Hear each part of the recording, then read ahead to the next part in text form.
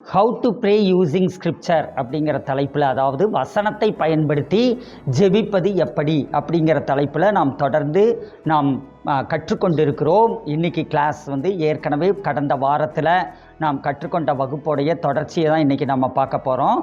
வசனத்தை பயன்படுத்தி ஜெபிக்கிறது அப்படின்னா முதலாவது நாம் என்ன செய்யணும் அப்படின்னா, ஜப வாஞ்சையோடும் ஜப ஆவியோடும் ஜப மனப்பான்மையோடும் நாம் வசனத்தை முதல்ல நம்ம வாசிக்கணும் அப்படின்னு சொல்லி நான் சொன்னேன் உங்களுக்கு. அடுத்தது வாசித்த வசனங்களுடைய அர்த்தம் என்ன அப்படிங்கிறத நம்ம புரிந்து கொள்ள வேண்டும் அப்படின்னு சொன்னேன். அடுத்தது வசனத்தை வைத்து நாம் பரிசுத்த ஆவியானவருடைய ஏவுதலின்படி நாம் என்ன செய்யணும், எந்தெந்த வசனங்களின் மூலமாக ஆண்டவர் பேசினாரோ அந்த வசனங்களை வைத்து நாம் ஜெபிக்க வேண்டும் அப்படின்னு சொல்லிட்டு நம்ம பார்த்தோம்.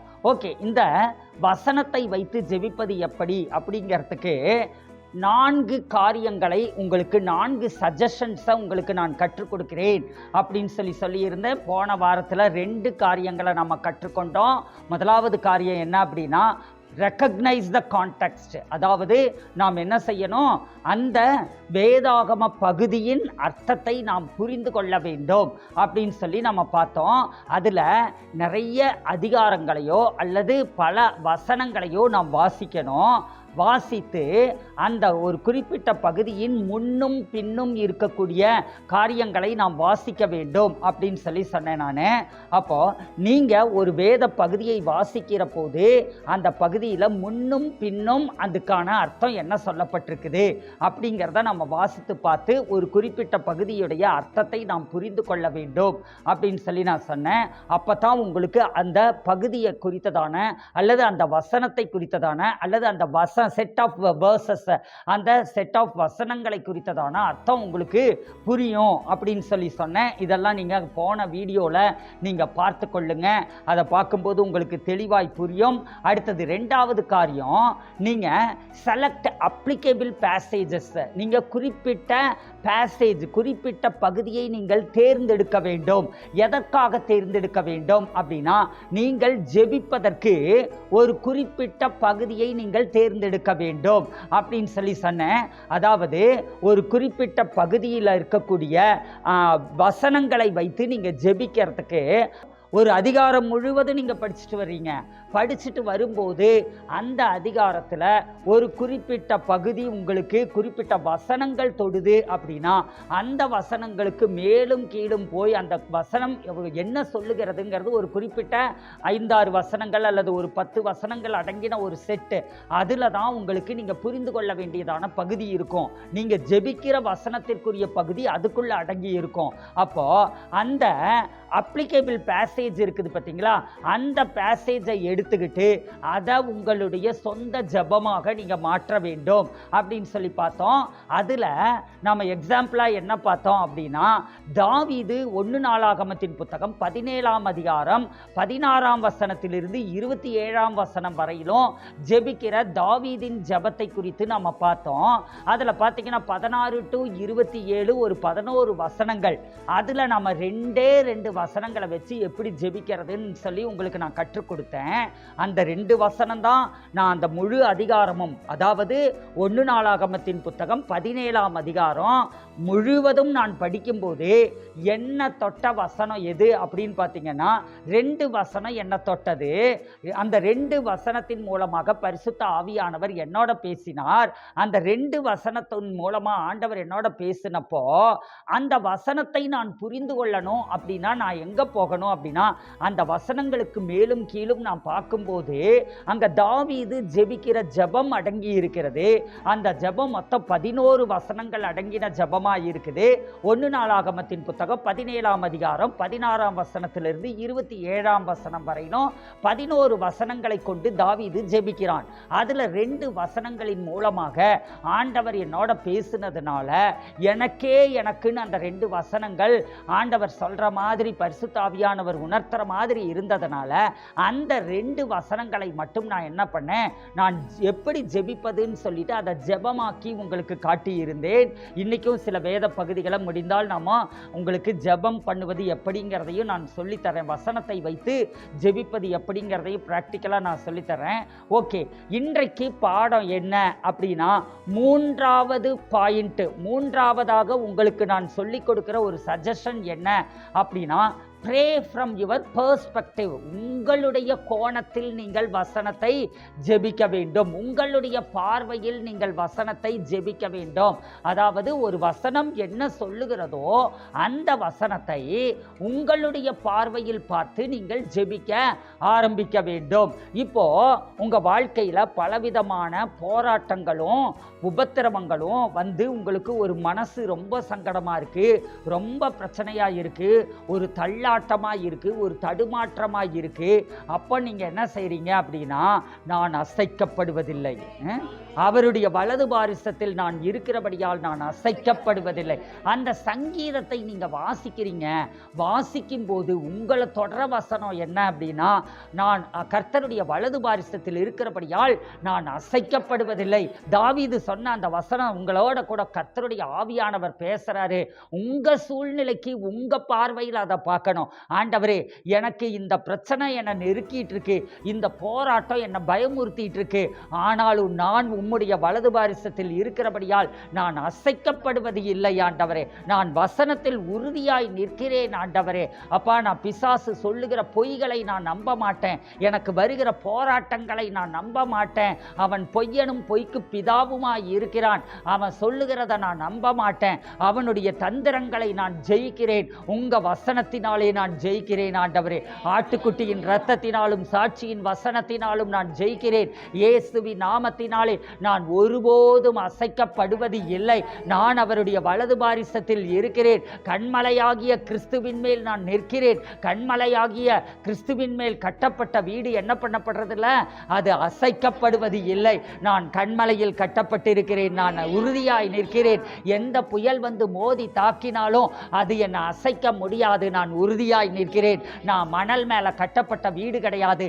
நான் கண்மலை மேல கட்டப்பட்ட வீடு ஆண்டவரே. நான் உறுதியாய் நிற்கிறேன். என்னை உறுதியாய் நீர் நிறுத்தி இருக்கிறதற்காக ஸ்தோத்திரம். உம்முடைய வலது பாரிசத்தில் என்னை உட்கார வைத்திருக்கிறதற்காக ஸ்தோத்திரம் ஆண்டவரே. நான் உம்முடைய வலது பாரிசத்தில் இருக்கிறபடியால் நான் கொஞ்சமும் அசைக்கப்படுவதில்லை ஆண்டவரே அப்படின்னு சொல்லிட்டு இதைத்தான் இப்படித்தான் நீங்க ஜெபிக்க வேண்டும். நீங்க வசனத்தை வாசித்து வசனத்தின் அடிப்படையில் ஜெபம் பண்ணலைன்னா நீங்க என்ன பண்ணுவீங்க? ஆண்டவரே, எனக்கு இந்த பிரச்சனை இருக்கு, இந்த சூழ்நிலையை நீங்க மாத்துங்க ஆண்டவரேன்னு நீங்க ஜெபம் பண்ணுவீங்க.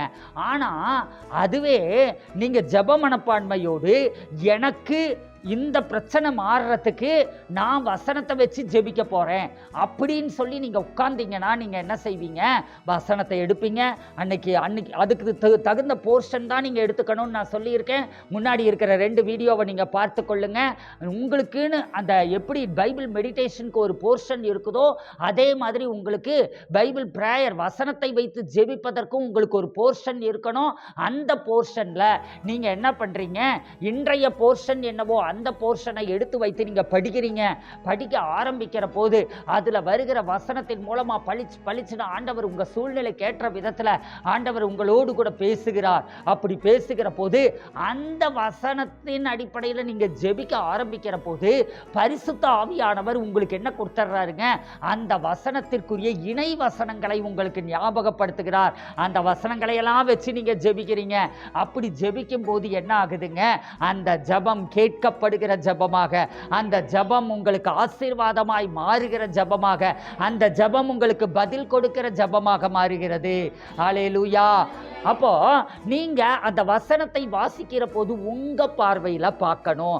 அந்த வசனத்தை உங்க பார்வையில பார்க்கணும். சரி, இப்போ உங்களுக்கு ஆண்டவர் ஏற்கனவே பேசி இருக்கிறார், அல்லது உங்களுக்குள்ளேயே ஒரு ஆசை இருக்கு, எனக்கு சொந்த வீடு ஒன்று வேணும் அப்படின்னு சொல்லி நீங்க நினைச்சிட்டு இருக்கிறீங்க. ஆனா சொந்த வீடு வாங்கக்கூடிய சூழ்நிலையில உங்க குடும்ப சூழ்நிலை இல்லை, உங்களுடைய பணக்காரியங்கள் இல்லை. ஆனா உங்களுக்குள்ள ஆசை இருக்கு, நான் சொந்த வீட்டில் குடியிருக்கணுங்கிற ஆசை இருக்கு அப்படின்னு வச்சுக்கலாமே. இத்தனை வருஷம் அந்த ஆசை வரல, வாடகை வீட்டிலேயே தான் குடியிருந்தீங்க. ஆனால் இப்போ அந்த ஆசை வருது அப்படின்னா யாரோ சொன்னதனால உங்களுக்கு வர்றதில்ல. அந்த ஆசை பரிசுத்த ஆவியானவரே உண்டாக்குகிறார். அவர் எண்ணங்களையும் விருப்பங்களையும் உண்டாக்குகிற தேவன். பரிசுத்த ஆவியானவர் உங்களுக்குள்ள ஒரு தரிசனத்தை போடுகிறார். அது 6 மாசத்துலையும் நடக்கலாம், 1 வருஷத்துலையும் நடக்கலாம், 5 வருஷத்துலையும் நடக்கலாம். எப்படியோ ஒன்று உங்கள் வாழ்நாளில் என்ன நடக்குங்க, நீங்கள் உங்களுக்குன்னு ஒரு சொந்த வீட்டை கண்டிப்பாக சுதந்தரிப்பீர்கள். அப்போது நீங்கள் என்ன செய்கிறீங்க அப்படின்னா, உங்களுக்கு ஆண்டவர் ஏற்கனவே பேசியிருக்கிறார். என்ன பேசியிருக்கிறார்? உனக்கு நான் ஒரு சொந்த வீட்டை கொடுக்குறேன், அல்லது உங்களுக்குள்ள சொந்த வீடு வாங்கணுங்கிற ஒரு ஆசை இதெல்லாம் உங்களுக்குள்ள இருக்குதுன்னு வச்சுக்கோங்களேன். இப்போ நாம் ஏற்கனவே பார்த்தபடி 1 நாளாகமத்தின் புத்தகம் 17ஆம் அதிகாரம் 16ஆம் வசனத்திலிருந்து 27ஆம் வசனம் வரையிலும் அதுதான் இன்னைக்கு உங்களோட போர்ஷன். அந்த போர்ஷன்ல நீங்க படிச்சீங்க. படிக்கும்போது அதுல பாத்தீங்கன்னா தாவீதுகிட்ட ஆண்டவர் என்ன சொல்றாரு? நான் உனக்கு சொந்த வீட்டை தருவேன் அப்படின்னு சொல்றாரு. நான் ஒரு வீட்டை உனக்கு கட்டுவேன் அப்படின்னு சொல்லிட்டு ஆண்டவர் சொல்றாரு. அவன் என்ன சொல்றான்? ஆண்டவருக்கு நான் ஒரு ஆலயத்தை கட்டணுங்கிறான். ஆனா அவர் என்ன சொல்றாரு? நீ எனக்கு ஆலயத்தை கட்ட வேண்டாம், நான் உனக்கு ஒரு சொந்த வீட்டை கொடுக்கிறேன் அப்படின்னு சொல்லிட்டு ஆண்டவர் சொல்றாரு.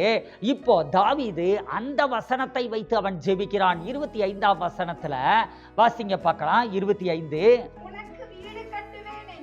உனக்கு வீடு கட்டுவேன் என்று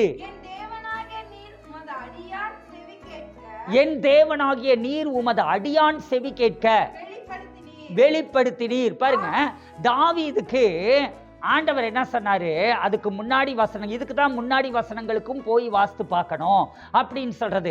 முன்னாடி வசனங்கள், அதாவது 1 நாளாகமத்தின் புத்தகம் 17ஆம் அதிகாரம் 1 to 15 பார்த்தீங்க அப்படின்னா அங்கதான் இந்த பகுதிகள் எல்லாம் வருது. ஆண்டவர் இவனோட பேசுறாரு.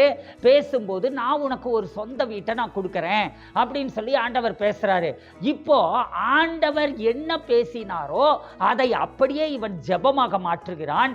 எப்படி ஜெபமாக மாற்றுகிறான்னா 25ஆம் வசனத்துல உனக்கு வீடு கட்டுவேன் என்று என் தேவனாகிய நீர் உமது அடியான் செவி கேட்க வெளிப்படுத்தினீர் அப்படின்னு சொல்லிட்டு அந்த வசனத்தை அவன் ஜெபமா மாத்திட்டான். பாருங்க, நான் உனக்கு வீடு கட்டுவேன்னு ஆண்டவர் சொன்னதும், சொந்த வீட்டை தருவேன்னு ஆண்டவர் சொன்னதும் அதை அப்படியே ஜெபமா மாத்திடுறான். ஆண்டவரே, நீங்க எனக்கு வீடு கட்டுவீங்கன்ட்டு நீங்க சொல்லிட்டீங்க, என் காது கேட்க அதை நீங்க ஒரு வெளிப்பாடாய் நீங்க வெளிப்படுத்தினீங்க ஆண்டவரே அப்படின்னு சொல்லிட்டு அதுக்காக ஸ்தோத்திரம் ஆண்டவரேன்னு சொல்லிட்டு ஆண்டவருக்கு அவன் நன்றி செலுத்துகிறான். அது மாதிரி தான் நாமளும் என்ன செய்யணும்? இந்த வசனத்தை வாசிட்டு வரீங்க. உங்களுக்கு ஆண்டவர் ஏற்கனவே என்ன பண்ணி இருக்கிறாரு? உனக்கு ஒரு சொந்த வீட்டை தருவேன்னு ஆண்டவர் பேசி இருக்கிறார். அல்லது ஒரு சொந்த வீடு வேணுங்கிற ஆசை ஆண்டவரால் உங்களுக்குள்ள உண்டாக்கப்பட்டிருக்குது.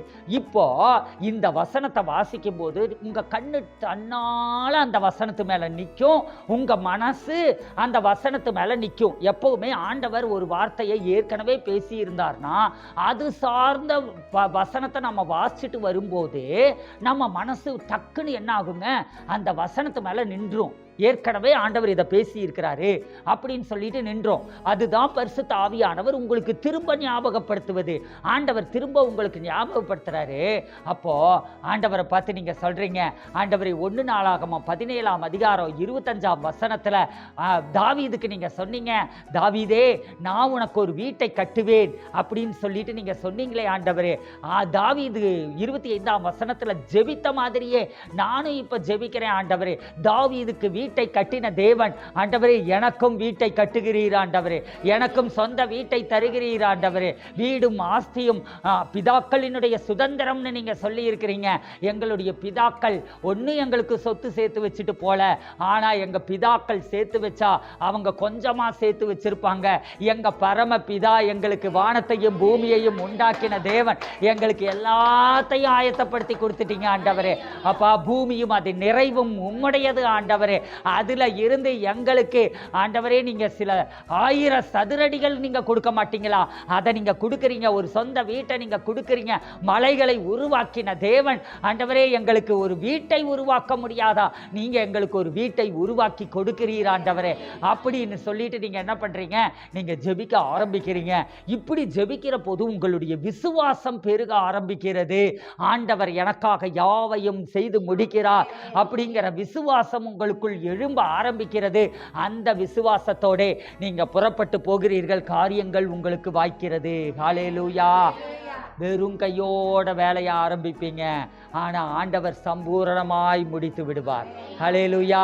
ஒன்றுமே இல்லாமல் ஆரம்பிப்பீங்க, ஆண்டவர் சம்பூரணமாய் முடிச்சிருவார். எத்தனை தடவை பார்த்துருக்கிறீங்க, வெறுங்கையோட காரியங்களை ஆரம்பிப்பீங்க, ஆனால் ஆண்டவர் என்ன செஞ்சிருவாருங்க, பூராத்தையும் செய்து முடித்து ஒரு குறைவும் இல்லாதபடிக்கு மீதம் எடுக்க செய்து விடுவார். ஹல்லேலூயா.